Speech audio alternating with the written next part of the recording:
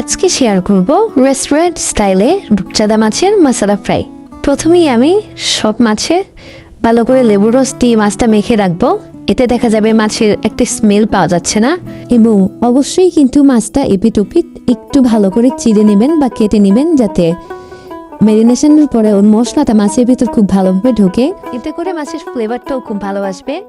এবার আমি সব মশলাগুলি খুব ভালোভাবে দিয়ে মাছটা খুব ভালোভাবে মেখে অ্যাটলিস্ট 10 মিনিটস ম্যারিনেশনের জন্য রেখে দিব।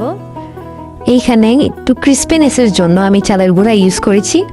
আপনি অল্টারনেটিভ হিসেবে কর্নফ্লাওয়ার ইউজ করতে পারেন, এতে এর টেস্টের কোনো তারতম্য হবে না। এরপরে আমি মিডিয়াম টু লো হিটে মাছটা ফ্রাই করে নিয়েছি। ব্যাস কমপ্লিট।